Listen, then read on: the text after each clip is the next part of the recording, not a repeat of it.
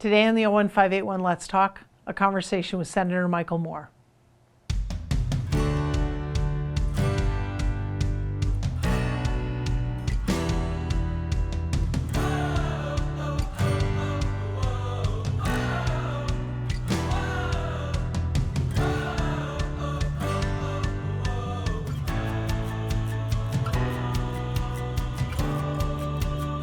Hi, and welcome back to the 01581 Let's Talk. I'm joined by guest Senator Michael Moore. Thrilled to have him here for this installment of the show. Senator Moore, welcome. It's great to have you back. Thank you. Happy New Year. Happy New Year. I know, and, I forgot that when in the opening. This is our first show of the year. Right.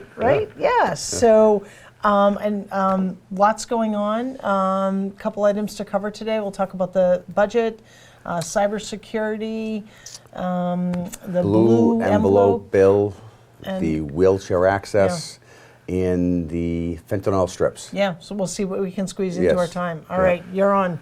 Oh, okay. So, All right, so update on the budget. So the budget. Last week, or the week before, the governor used her 9C authority. So basically what that is the 9C authority is the authority the governor has to make cuts just within the executive branch. Okay. If so, anything underneath the administration.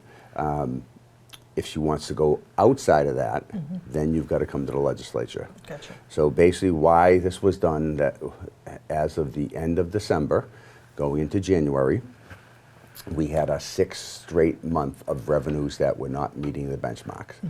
So we were roughly $800 million under where we should have been.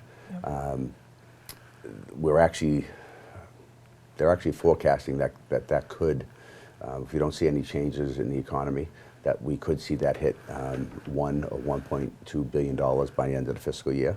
So there could be some additional cuts that might be needed to make, that we might be, that she may need to make. But so right now, and just so everyone remembers that Massachusetts has a constitutional amendment that we have to have a balanced budget. Right.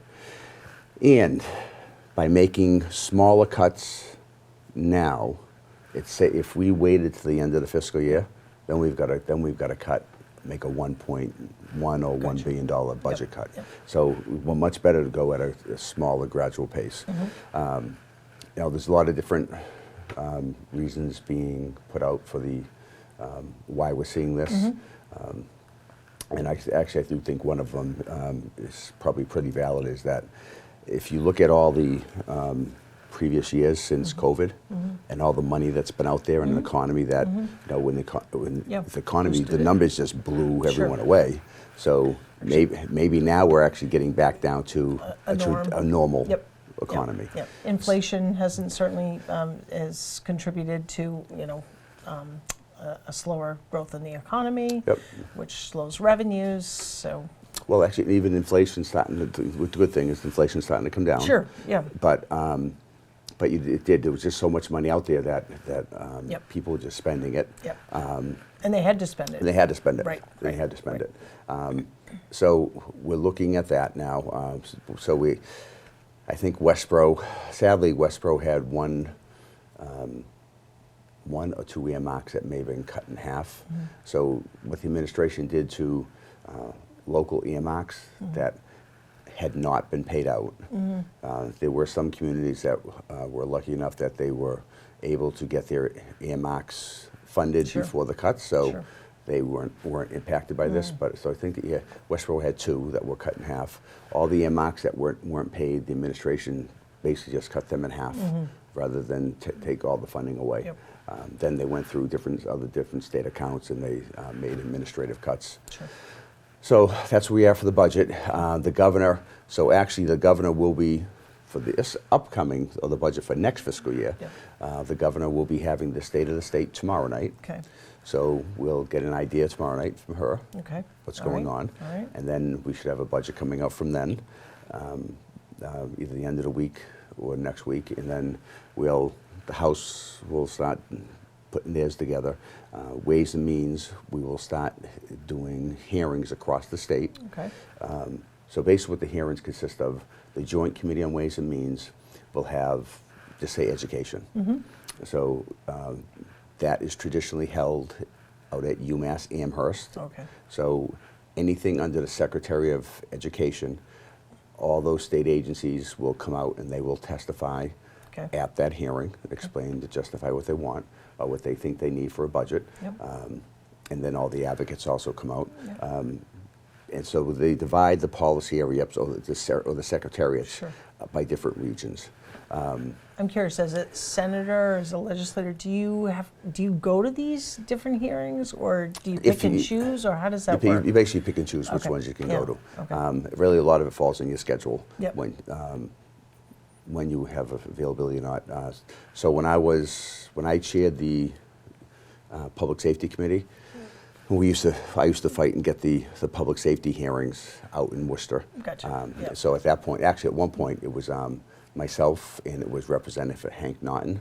So you had two Central Mass Yeah, a legislators. little more pull to say we want it out we here. want it out Yeah, here. got it. So last year, I think last year we were down in, I think it was Plymouth, down that way. But yeah, so you really, based on your schedule, Yep, you your try to. schedule, your whatever committees maybe you're on, or what have you. or- So, yep. and part of the problem, how that works is because, so right now I'm planning my schedule for next week, the week after that, and all that. The Ways and Means chairs, they base the schedules on the hearings on their schedules. Sure. So their availability. So we could have something totally booked that day. Yeah. And then also we get a notice a week before that, oh, we got a hearing coming up in this. Yeah. So this is where a lot of people, I think we have a lot of flexibility with our schedule, or Yeah. we do a lot of it. It's a lot of our schedule. Forced flexibility. It's forced, yes. We're responding to other people's Sure. availability. Yeah. So that's where we are with that. Gotcha. So it goes by so fast. How long do those hearings, what is the cycle period of those hearings? Those hearings will probably Ways and start Means. in February, early March, and they'll end. They'll end by April because the House will come out with their budget in April. Okay, So the House comes out with their budget in April. okay. We come out with our budget the middle of May, and we debate our budget the last week of May. Okay. And then that leaves Yep. the month of June to hopefully try to get a budget Tidy it up. done by the end of Got it. July, Okay. by the end of June June. for July 1st. But as you know, a lot of times that doesn't work. We usually have to pass a 1-month budget. 1 month, yeah, 1 month yeah. budget. So Okay. So All right. but other than that, so the revenues, so this is part of the debate. So we have about $1 billion in a surplus account. This is outside of the rainy day account.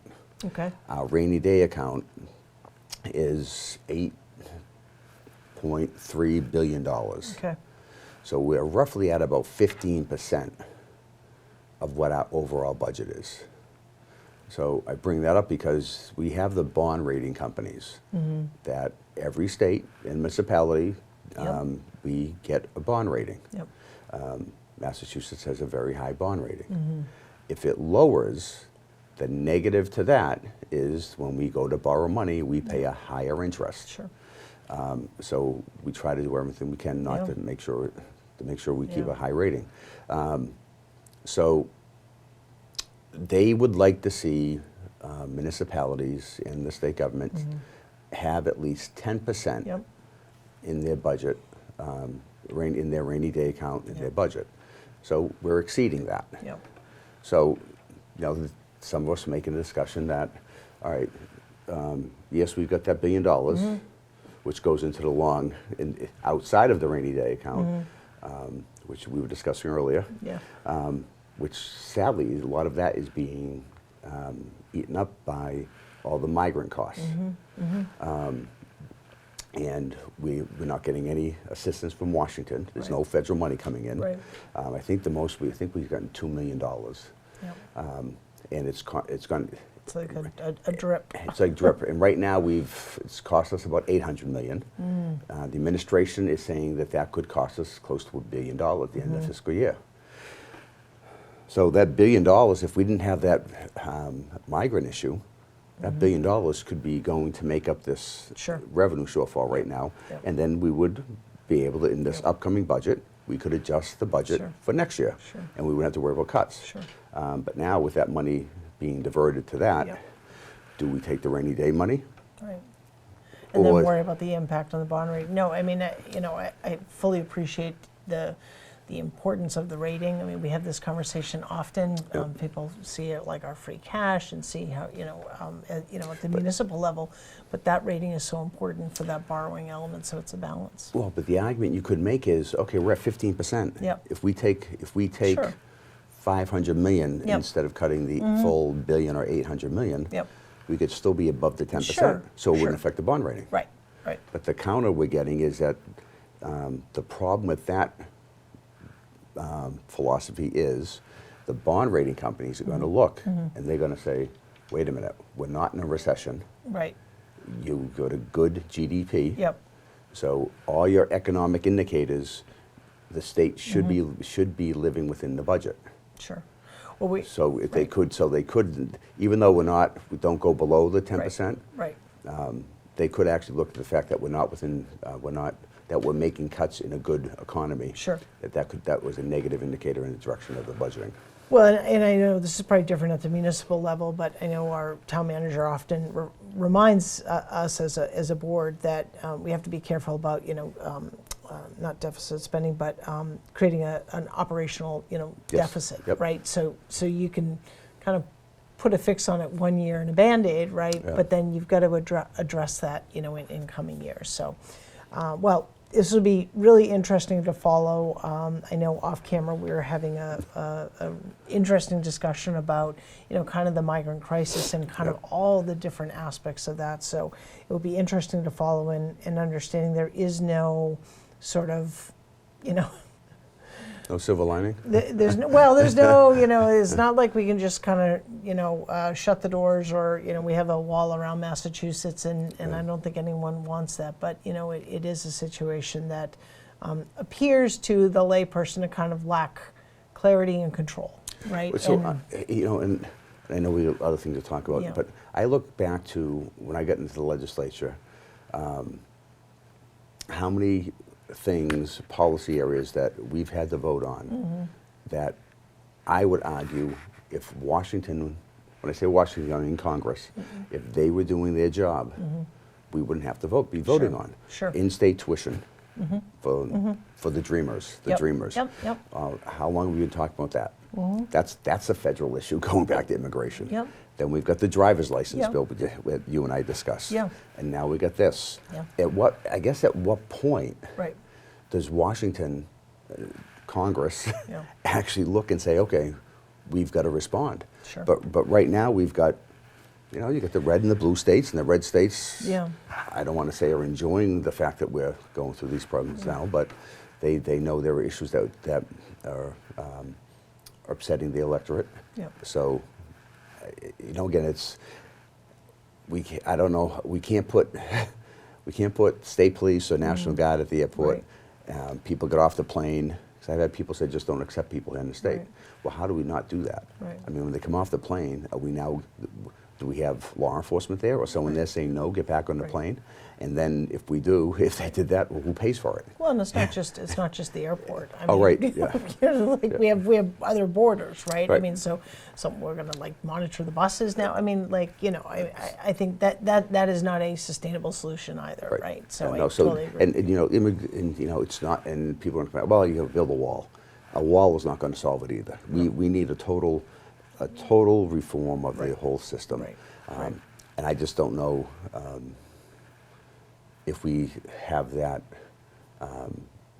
as a possibility in the near future. Well, it has to come from the federal government, Yes, and yeah. we see what's happening there, which is pretty frustrating. But I will say this, and I think everyone's in total 90%, maybe 80 of the legislature is that the people of Massachusetts shouldn't be bearing the brunt of all the costs Yeah. Because of Washington's failure to address an issue. Right, So right. it's just how do we? Well, let's transition and talk about Okay. some positive All things, right. because I'm getting kind of sad here on this Okay. topic. All right, so you've been working hard with around the matters of cybersecurity, and a bill Yes. has come out of committee. Can you provide that update? So we had a bill released. So I chair the committee on advanced information technology and cybersecurity. So this is going to go back roughly 8 years. I chaired a special task force that was put together underneath the former Senate President Stan Rosenberg. So people think back to where we are now with cybersecurity and AI. 8 years ago, it was cybersecurity. Wow. AI wasn't even being wasn't talked anything. about. But at that point, the committee, we brought the private sector in, public sector, they came in. And based on that task force, we put together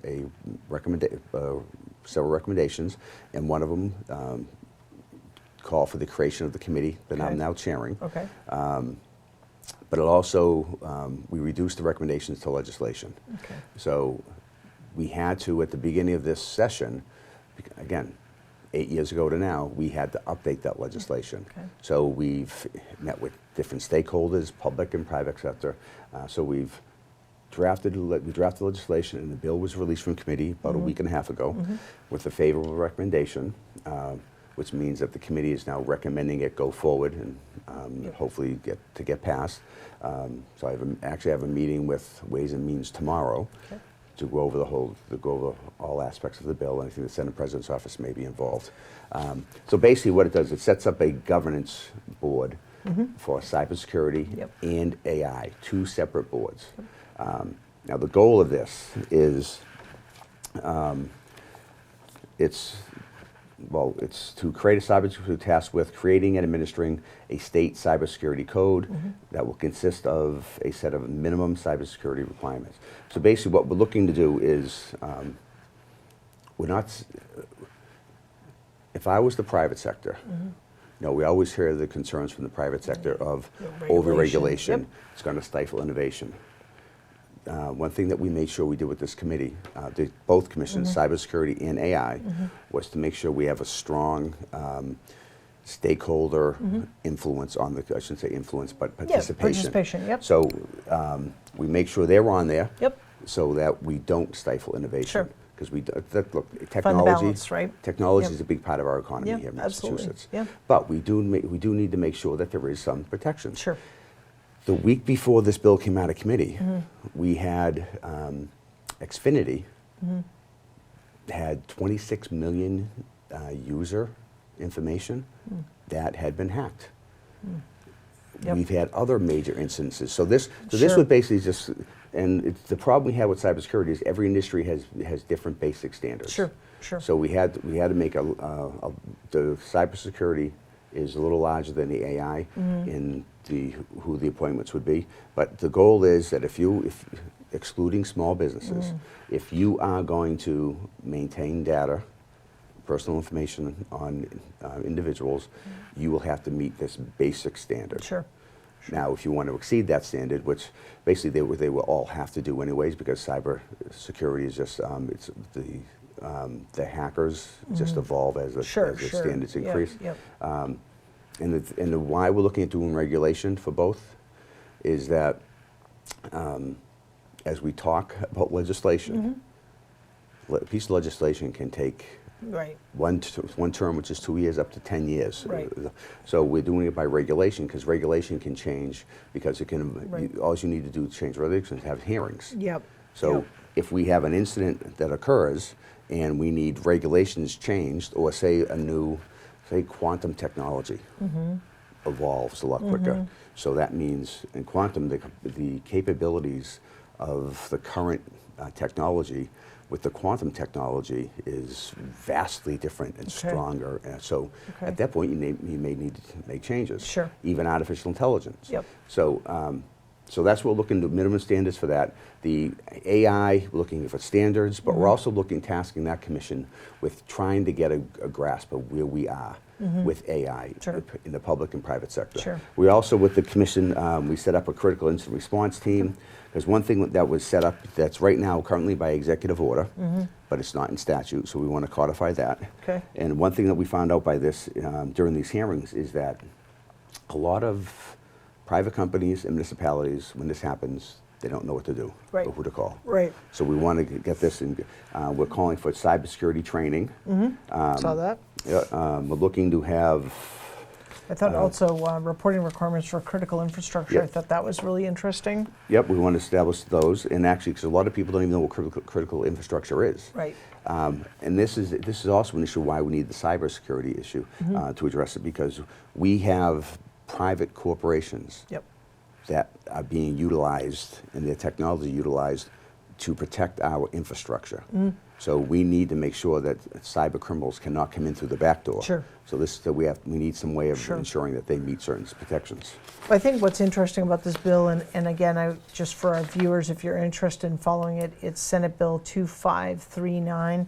There are a number of what I consider proactive kind of components to it, as well as sort of reactive structure should there be an incident. As well, so along that we mandate the regulations would require auditing, penetration testing. So what that is, the penetration testing is that you have to hire a third party that would come in and you would be paying them to try to hack your system. Right. Then you have auditing. I see a whole new business, like it's Well, but- interesting when their economies grow out of other economies. Yes, It's fascinating. but if you look back to the environmental regulations Yep. years ago, Sure. it really does Yep. do Absolutely. that. The other thing too we do with this, and right now the Civil Defense Act does not by statute allow, if we had a major cyber attack into critical infrastructure or into a state Sure. government, the state, the governor does not have the authority under the Civil Defense Act to declare a state of emergency. State of emergency. So this would actually update that law to allow that. Well, I think, was it about a week ago, there was a small community, I want to say in the Midwest, who they said that hackers from Iran had actually hacked into their, I think it was water system. So this is obviously critically important work. All right. So Oh, just sorry. one, Go- just yeah, one, go one ahead. other small little thing Yeah, that seemed yep. to be catching a lot of attention Yeah, is okay. the ban on robots with guns. Oh, yeah, yep, I noticed that as well, yeah. So one of the major manufacturers of robots, these are the four-legged, they Oh, look the like dog the dogs. ones. Yeah, yes. yeah. So Yep. Boston Dynamics, Yep.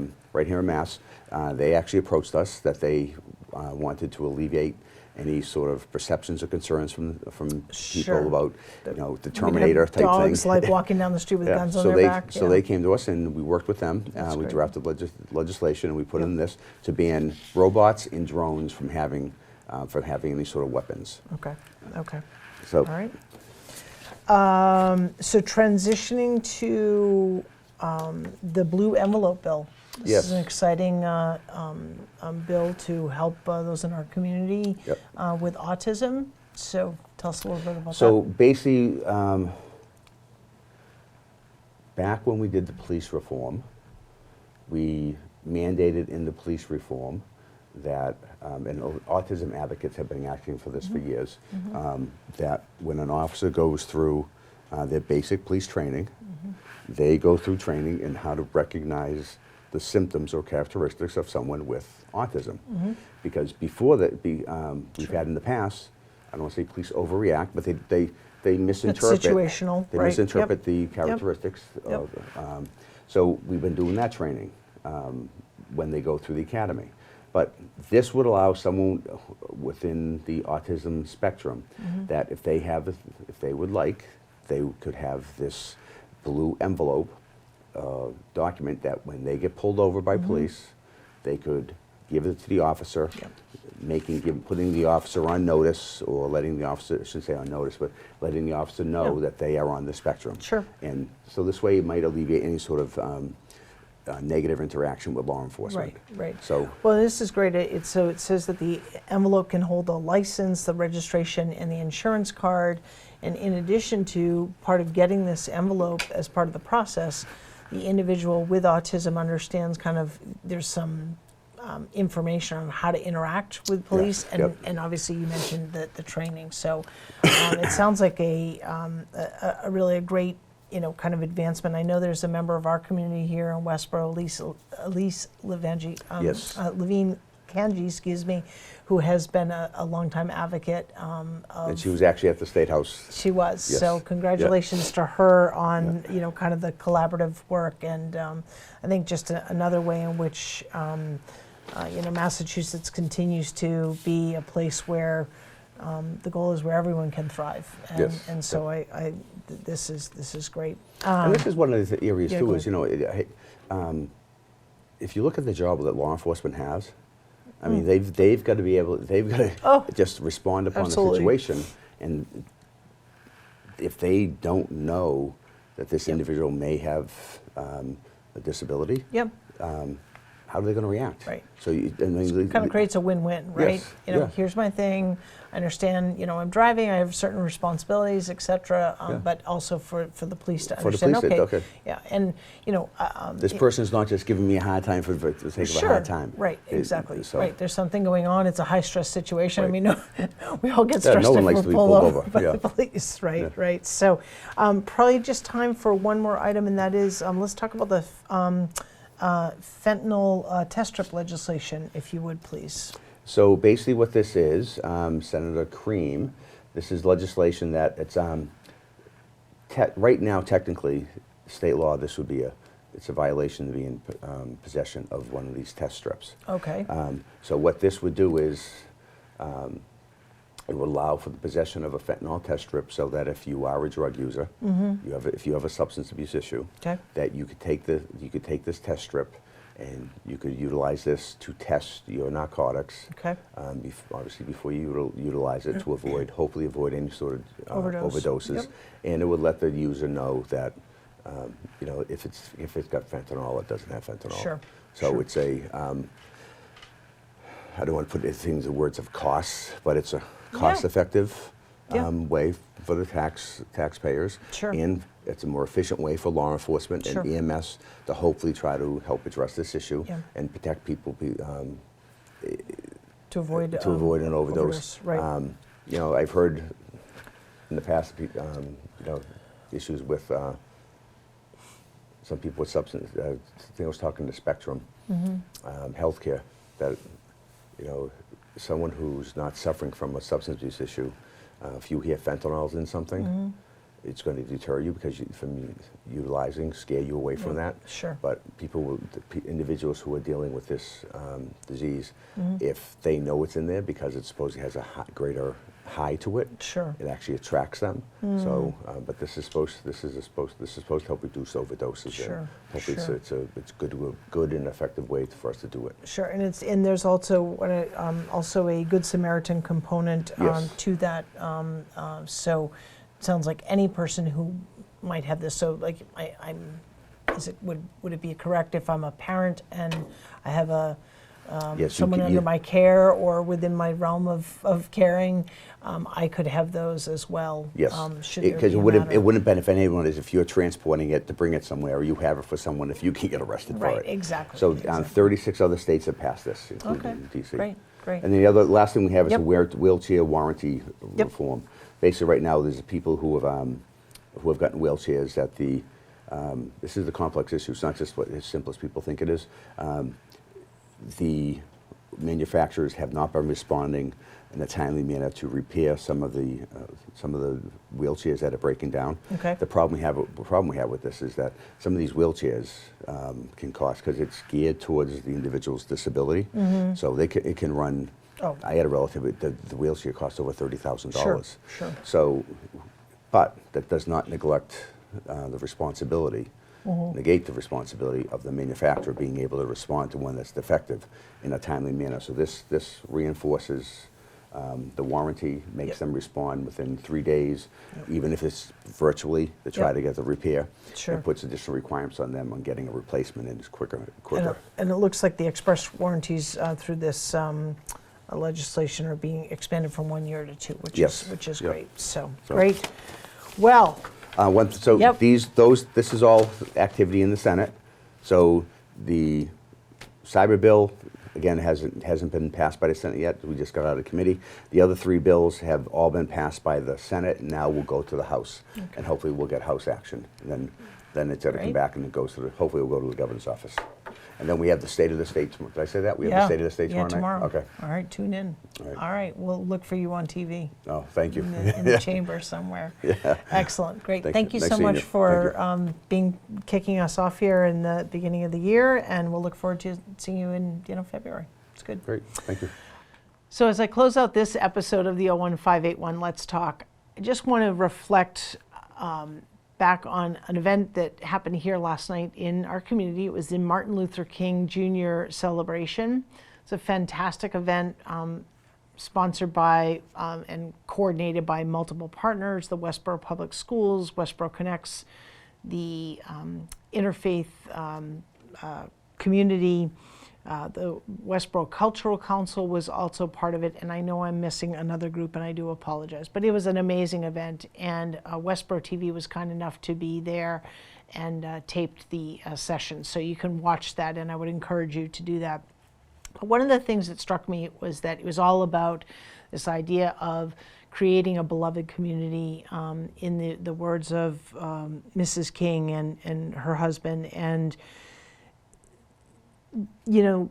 when I think about the purpose of this show, it really is that. And I certainly am not making myself out to be a member of the King family, but it is sort of my way of being able to bring us together through the lens, as you watch this, as you maybe share and discuss this among your community.